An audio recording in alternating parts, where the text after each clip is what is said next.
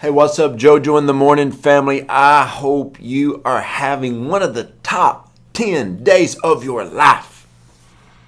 Top 10 days of your life. Now, I want to talk to you about something today that I hope scares you to death and excites you all at the same time. It's something that I learned how to do a long time ago, and it has radically changed my life forever. So we're going to have some fun today. First thing I want to ask you is, what is the scariest thing you have ever prayed? What's the scariest thing you ever prayed? Think about it. What is the scariest thing you have ever prayed? I got a lot of them. I remember the first time I saw my wife, I said, God, is there any way a girl like that would marry a girl like me? I remember times I was preaching at some big meetings, lots of people, and I just called forth somebody to, come up in a wheelchair to get out of the wheelchair. That's a scary prayer, because you got hundreds and hundreds and hundreds of people, but it's really not scary. But to some it would be. The first time I did it, it was. First time I did it, they got up, they didn't just walk, they jogged around the place. Did you ever prayed anything like, God, let me be the first person in my family with a college degree? God, let me be the first millionaire in my family. See, people would say, oh yeah, $1 million would be good. Let me tell you something. Success will make more people act crazy than poverty will. Success is the hardest test you will ever face in your life. I remember times in my life when I've been tested with a lot of different things. Everybody handles things differently.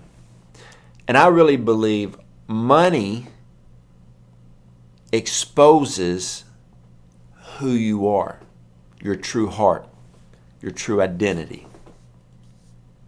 If you're 100% radically sold out for God and amazing financial success comes your way, there's a lot of people about to be blessed.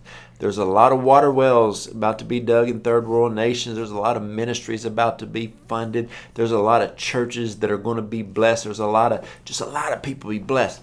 But then I've seen some people that just love God, and all of a sudden they're blessed financially, and these believers, their mouth is a little bit loose. Their morals are a little bit loose. I'm like, whoa, where'd that come from? Pray scary prayers. You may be the first person in your family to ever go into ministry. God, use me. That's one of the scariest things I ever prayed. And when God said, okay, he started telling me some stuff. I was like, whoa, easy now. God, I wasn't talking about all that. I remember I prayed that one night. You know how young God beat my chest. God, use me. I pray, God, that you use me. He said, okay, I want you to start preaching. I was like, whoa, I'm not getting in front of anybody. I don't do that. I don't talk publicly. One time I said, God, use me in a stronger and a mighty way. The Lord said, I want you to start doing videos. I'm like, whoa, I don't do videos. I don't know about all that. There's so many things in your life. Pray crazy, wild, colossal, size, audacious prayers. Crazy stuff. This is how I pray. I say, God, put your thoughts, your desires for me in my heart. So when I pray, out of the abundance of a man's heart, out of the mouth. So out of the abundance of the heart, the mouth speaks. Let what you want inside of me to come out. So I'm prophesying, declaring and decreeing Matthew 6:10, your kingdom come, your will be done on earth as it is in heaven. The Passion Translation says, manifest your kingdom realm. Well, when God wants to manifest the kingdom realm, he manifests it through somebody. Why not you? You know, I remember one time this guy said, Joe, I feel like God wants me to start businesses to employ a lot of people. My goodness, you just made a lot of families better off. You just brought finances into your region. You just created an idea, but it's scary. A lot of times it's scary when you step out. You know, I remember looking at contracts in my hand like this. I got a sign on that dotted line. You know, a lot of times people will come into a ministry and they just want to do what they want to do, but they don't understand their name is not on dotted lines.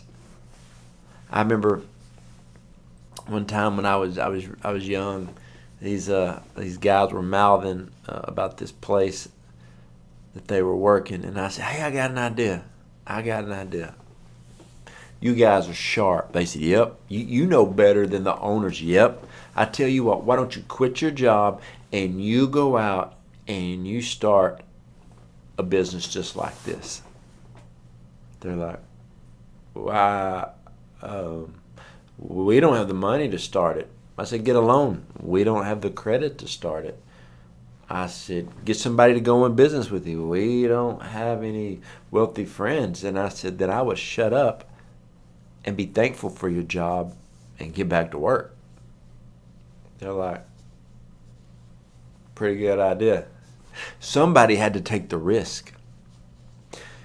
You know, my wife and I, we built a home over the past 2 years, and we looked at a piece of land, and she said, "I like it." The land had trees, had some trees on it, had a little slope to it, had like a little creek running through it, had a big pond on each side. And we looked at it, we said, okay, we got to buy the land, got to knock some trees down, got to level up the land. And we went into all we needed to do, and she made this whole entire book full of every single room in the house, what she wanted it to look like. And it was a process. And, you know, we went through the process and went to the bank, and we put our money down. We bought our land outright, then we put money down on the house. And then there was a lot that went into it. And I remember I was looking at that contract and I saw those numbers. I ain't never seen no numbers that big on a contract before. That contract was saying that I owe some people that much money. And then I was thinking like, whoa, this is something. But then I looked over at my wife, the greatest person on planet Earth, and I said, "Oh, we got this." She said, "Woo." I said, "Yeah, but we got this." And so I prayed that we would build a house that we could, you know, have our family like a serenity. I prayed we would have a house that we could have people over. We could have Bible studies and dreaming nights and our health coach friends over and worship nights. And you know, my wife loves hosting people. She loves having people over at our house. And so it's just, and it's a place that we knew teenagers were going to come. And it's kind of unique, but, you know, we really stepped out, and it was scary to step out. And I remember one night, I don't know if y'all know who Mr. Doug Addison is, but Mr. Doug Addison called me, and he said, "Hey, Joe, I have a prophetic word for you." And I said, oh, yes, sir. Prophet, go ahead and give it to me. And he said, "You know, I see you on the second story of your house over your, like we have like a second floor patio on front and back. We have 4 porches, and that's symbolic if you didn't catch 4 porches. Over your on the back overlooking your pool." He don't know I have a pool. And he said, "I see a lot of youth. It's almost like you're going back into youth ministry." And I said, "Oh, Mr. Doug Addison, you're a man of God. You're a powerful prophet." I'm thinking like, no, you missed this, Mr. Doug. You missed that. I ain't doing that. He said, it's going to happen in the next 90 days. I said, okay, Mr. Doug, thank you, sir. Thank you. Whatever. It ain't 30 days later. I come in one night, and my whole backyard is filled up with teenagers. I said, oh, Lord. The prophetic words coming to pass. And then my wife said, you know, Joe, there's a lot of youth here. I said, yeah. Over the next few months, every time I come home, I don't know how many teenagers are going to be in my house. But we prayed that we could build a house, that we could have people over. And we're not done building. We still got a lot more that we need to do. We're just not doing it right now. As time goes on, we're going to finish everything up. But we have dreams to have people over. And then my daughter Malachi, she's 18, and she said, Dad, I'd like to do youth ministry. And so I said, okay. She was still in high school at the time. Now she's going to be doing the RAMP School of Ministry online, and she does our youth here at our church and helps us at our church and some of our businesses. And so we're helping her. So we heard a word from God, and so I prayed, God, let the right piece of land come in the right place that my wife wants, okay? And then let us build. It was the middle of when it was the worst time to build. It was scary.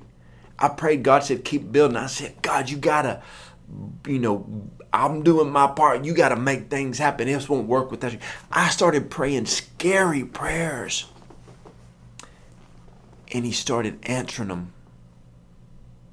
Do you know what supernatural? Ryan Lestrange always says this. He said, God's super on your natural is supernatural. Some of you need to pray some scary, supernatural prayers. And watch what happens. Watch what he does.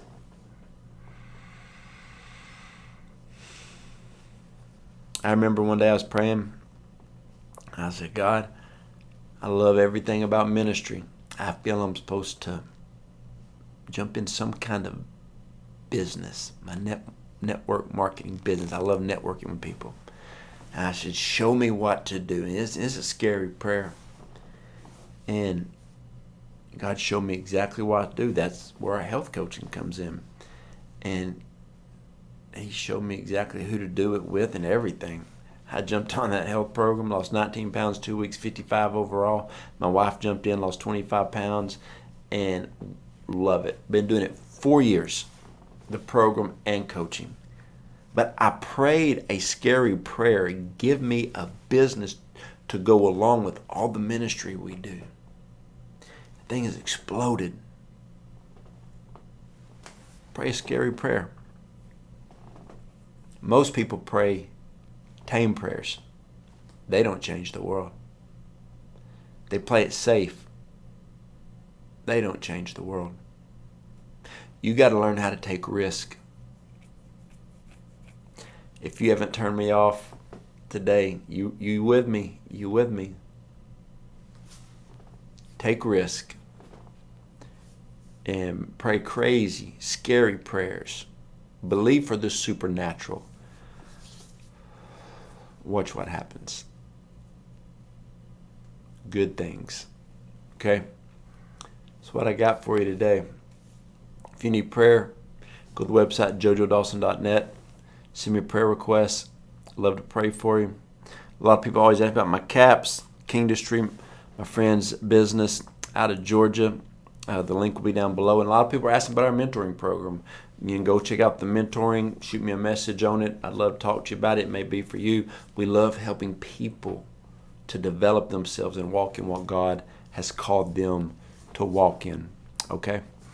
And so I sure love you guys, and I hope you'll have a super blessed day.